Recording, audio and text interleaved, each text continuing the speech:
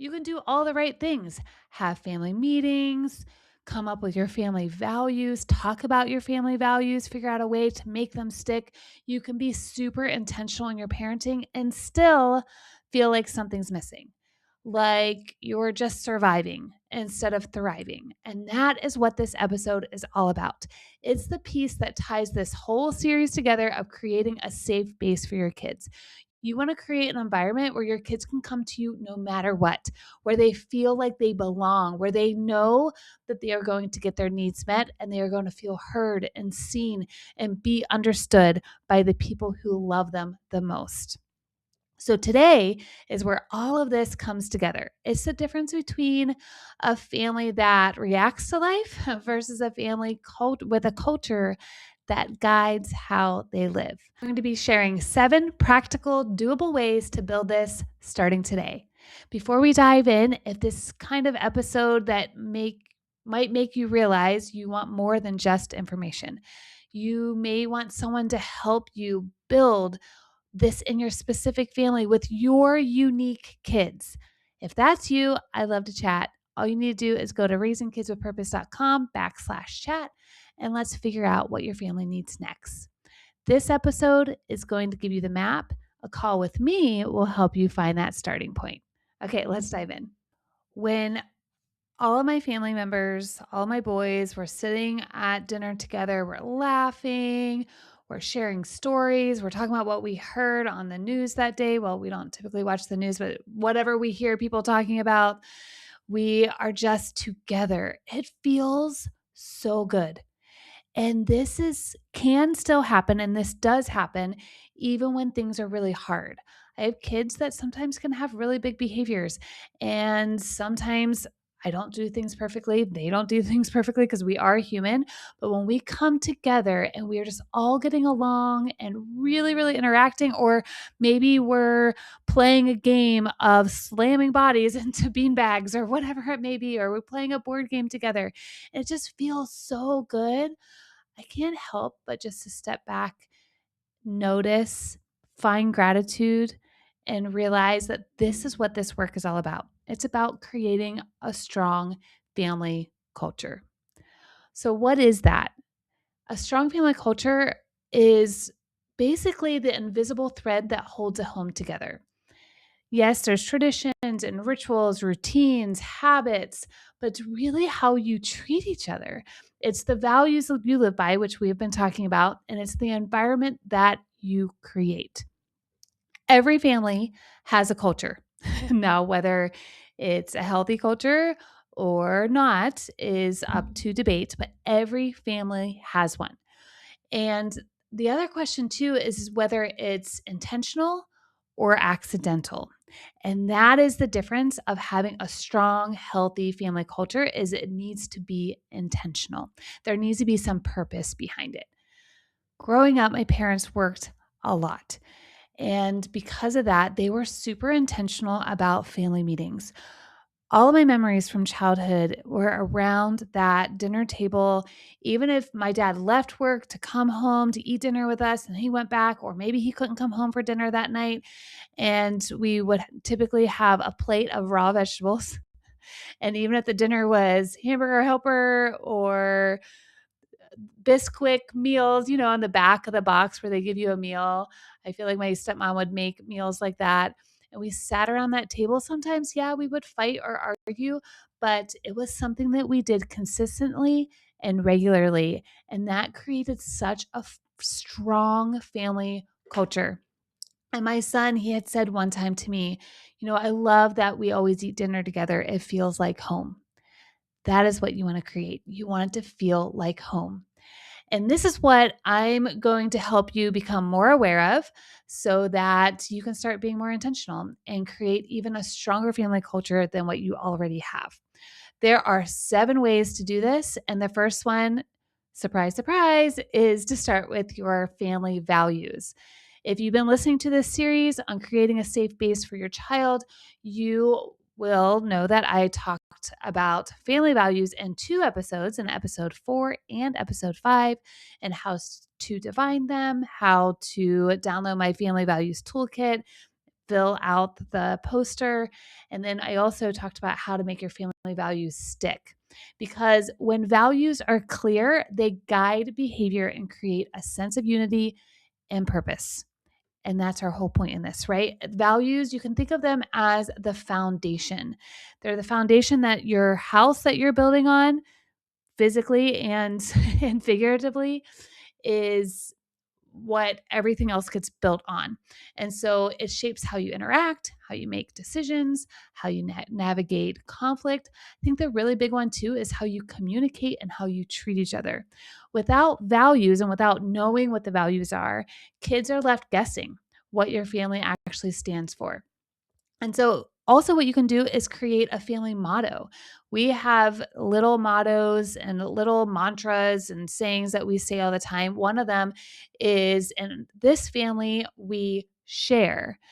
And we will say also, in this family, we support each other, or we talk nicely to each other.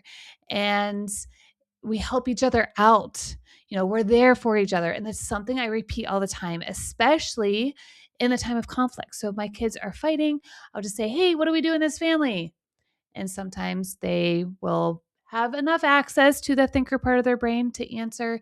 And even if they don't fully live it out in the moment, it is repeated constantly. And I do see that it is lived out because we have been talking about these things since they were little.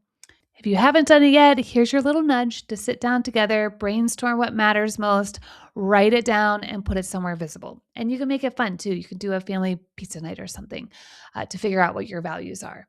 Okay, so then the second way to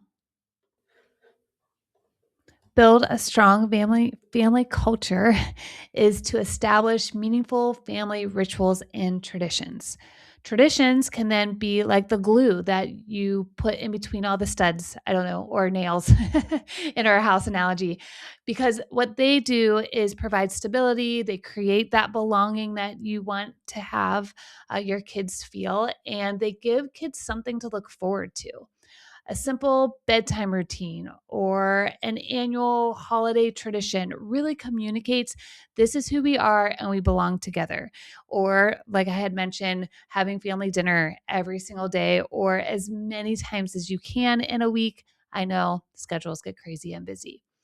And so here are some great ideas for rituals and traditions. And I talk about this in my Play with Purpose class is daily. So having dinner together, morning gratitude, bedtime stories. Sometimes we'll put on the Bible app on the way to school in the morning or pray or listening to a podcast. That's a ritual that we do together. Family hugs before leaving. You can cheer for family members when they come into the house. It can be whatever you want that's daily, micro, doesn't take a lot of time, it doesn't take a lot of effort. It's really just something consistent that hey, this I'm special here and my family is special and I belong here. And then weekly could be game nights. We do movie nights. We used to just do Friday night movie nights, and somehow that's turned into Friday night and Saturday night, and sometimes Sunday night. Family meetings could be a weekly ritual or tradition that you do. Sunday breakfast, going to church on the weekends. Sports practices, you can make that into a ritual. So there's a lot of things that you can do weekly. And then annual fun birthday traditions. I know families that do half birthdays as well. So they do it twice a year, which is fun. First day of school celebrations or pictures. I usually make the little sign and have them go stand out on the sidewalk. Each year they get more creative in how they want me to take their photos. So that's fun. Camping trips, we do that a lot. That's multiple times a year. Having year-end reflection nights, or I have a word of the year a toolkit that you can download. I'll put the link in the show notes. And then I also have memories where each month you print out a sheet for that month, and then you take turns, usually at dinner time, and write down what you had done that month that was super fun. And at the end of the year, then you can review that. I have a friend that still does that, and it just makes my heart so happy that she utilizes that toolkit.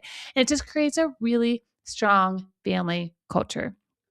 Children thrive Adults thrive. Your whole family will thrive when they know what to expect. And that is what rituals give. They give some routine and predictability. And I encourage you to start super small. Maybe pick 1 or 2 daily rituals that you can do, make them consistent, and then layer them in over time. You don't want to be like, okay, this year, this is what we're doing every week, every month, every day, because you won't be able to accomplish any of that because it will be too overwhelming to your brain. So start small. Another way is this is number 3, is to prioritize open communication and emotional safety. This is one of the most important aspects of building a strong family culture. When kids know that they can share their thoughts, their feelings, they can whine, they can cry, they can yell without fear of being judged or without being stopped. And a lot of times, if you're an adult in your 30s, 40s, and beyond, you may have been stopped if you acted that way. So when kids know that they can act like a kid, then what happens is they develop a deeper trust and a stronger emotional resilience. Yes, allowing kids to feel actually builds their emotional resilience and their ability to be able to manage those emotions.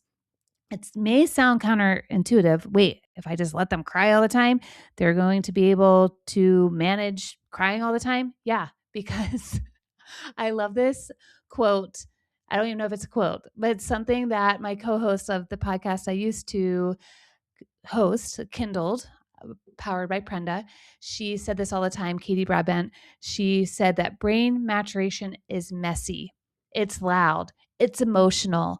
Yes, there's tears, but that is what the brain needs to develop in a healthy way. Learning that helped me so much, especially since, like I said, we have really big emotions in this house. And then that meant I had to work on myself so that their emotions did not hijack mine. And I want to remind you too that having open communication is not just talking, it's also listening and becoming an active listener. Here are some tips on how to do that: is put distractions away. Make eye contact if that is comfortable for your child. Use body language that says, "Hey, I'm here. I'm fully engaged. I am listening to you." This part is also really important, is to reflect back what you hear. Now, if you have a neurodivergent kid, I do, and one of my kids does not like when I reflect back. I have to use different words. I cannot repeat what he says, but for the most part, it does feel really good to hear back what you just said, maybe in a different way, so that you know that the other person is listening to you. And that's really what you want to do. And with everything, you want to attune to your unique individual kids. And then this is something that a lot of us adults do not get, is to validate instead of dismiss.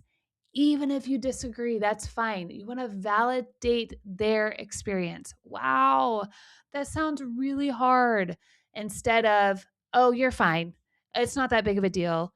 Or tell a story about how it was harder for you because you had to walk up and down the snowy hills frontwards and backwards. I don't even know what that phrase is. The grandparents would say. You also want to model emotional regulation yourself, because they are watching you and their nervous system feels you. If this is something that you struggle with, this is the work that I do with parents. I don't just keep giving you more information, but I help you learn it and then apply it and practice it so much that you don't have to keep thinking about it. It just becomes the way that you are with your kids. And because if you do struggle with emotional regulation, you can't just think your way out of that. Typically, there's patterns that have been wired in you and it becomes very reactionary. And the work that I do is help you become more responsive for your kids, or to your kids. And remember, you can go on to raisingkidswithpurpose.com/chat and we can talk about it and see if I can help support you. Okay, so when kids know they can come to you without fear or shame or punishment, then they're going to share your struggles before they become too overwhelming. You're going to be able to handle what they come to you about. And we want them to come to us, right? Okay, number 4 is spend intentional time together. It's not necessarily about the quantity of time, although that is important, but it's about making the time you have with your kids meaningful. And it's about that quality of time, because what quality time does is it strengthens your relationship, it deepens connection, and it reminds every family member that you are valued. Here are some very simple ways that you can connect. You can go on outdoor adventures together. We love to hike and bike, and we just got back from a camping trip. We love spending time outdoors. We went down to this creek and we got to see snake skins and, and spiders and all the things and explore in the water and do that together as a family. And yes, I would be lying if I said, oh, it was just so great. Everyone had the best time ever. No, there were a lot of tears. There was a lot of frustration from one of my kids because that's a really big sensory experience for him. And so, but we still did it together. We got through it. We're helping him learn some emotional resilience. And he ended up going to get all of his clothes back on and his shoes, and then he just ran around the banks while we were inside the water, and we made it work, and we still had a good time together. You can do creative projects, cooking, crafting, building something together, volunteer together. When my oldest was younger, I would love to do this again. They had shut it down during COVID for a few years. But when he was younger, we would go down to a homeless shelter that was mainly for single moms and get to read to the kids. And the kids were his same age and looked just like him. And it was so impactful to do that together, or go on a missions trip together. You can story tell. We don't do this as much anymore, at least in the American culture, but still tell stories, share memories, read together. You can make up stories together. But remember, balance, you want to balance togetherness and individual needs, and then also honor alone time while creating regular moments to reconnect. I don't need as much alone time, but there are a few introverts in my family that do need more alone time. And so we want to honor that as well. And remember, just small intentional actions of doing stuff together builds lifelong bonds. Okay, number 5 is teach and model core life skills. This is so important. Teaching everyday skills that they're going to need to know how to do, like basic things like packing their lunch, cleaning, things that require having responsibility, problem solving, resilience, not just giving up. Teaching your kids that failure is the way we learn. It sucks, it doesn't feel great, but that's the way we learn. Kids absorb way more from what they see than what they are told. I'm going to repeat that. Kids absorb way more from what they see you do and what they feel than what they are told and what you tell them to do. What I mean about life skills is also to be able to handle frustrating moments. When I was working on my landing page, it kept disappearing and I was getting really frustrated, and I got to a place where I was taking deep breaths. I was giving myself some self-talk like, you got this. And I didn't realize that my youngest was sitting on the floor watching me. And then I said, okay, I keep failing, but I'm going to keep trying. And then he looked at me and said, I like failing. It just means I'm learning. And that is something that he's been taught in the school environments that he's been in, something that we talk about. And so that is a life lesson, being able to pick yourself back up and keep pushing through. And that wasn't just from, yes, I told him that, but then he got to watch it and he watches it over and over again. And so even being able to emotionally regulate, that's a really awesome life skill to teach your kids. And the best way to do that is through modeling. Say that they did something and it really frustrated you. Ground yourself. Tell them what you're doing. Close your eyes. Take a nice, slow, deep breath. I'm feeling really frustrated right now that you just did that. I don't feel heard right now. So I'm just going to take this time for myself That is how we model these very, very important life skills that are going to serve them for the rest of their life. So, when children feel like active participants rather than just passive members, they develop confidence that carries far beyond childhood. And like I said, it's really going to serve them in anything that they are in marriage and relationships and working environments. Helping them learn these life skills are really profound, and you can do it by just modeling for them. Number 6 is create a safe and nurturing home environment. Culture really starts with a home where everyone feels safe, loved, and supported. Not mocked, not shamed, not criticized, even if it's unintentional, right? That's why this takes intentionality, is to recognize, oh, wow, I just said something to my child that I would not be okay with if someone said that to me. So I'm going to pause and I'm going to repair. And then I'm going to start over and make sure that they feel safe, loved, and supported. Because conflict and stress are inevitable. We're humans, we're messy. It's really how the conflict and the stressful moments are handled that makes all the difference. So again, this is another great way to manage or to model healthy stress management, taking deep breaths, pausing, using kind words in disagreements, using I statements. Just on the way home today, my son was upset with a decision that I had made and I had to hold a boundary. And he was, you. And I just stopped. I paused and I looked at him. I statement. And then he turned those statements into an I statement. And he had enough access to the thinker part of his brain to be able to access that, which is huge growth. And that's a really big win in our family. So when kids see that emotions, all emotions, they're welcomed, but maybe not all behaviors, there's a difference there, right? And that their emotions are not feared, they're learning to navigate hard things with confidence. A nurturing home does not mean that you just avoid hard moments. It means that you're building a space where mistakes are met with grace and kindness and or whatever your family values are, and that every family member knows that they belong. Last way to build a strong family culture is in number 7, and that's to adapt and evolve as your family grows. Your kids are not going to be 2 forever or 7 forever or even 16 forever, right? We're developing and growing. I just had a coaching call today and I love both the husband and the wife in different times as we were talking, just talked about how what they love about their family right now is that they're growing together and developing together and just learning.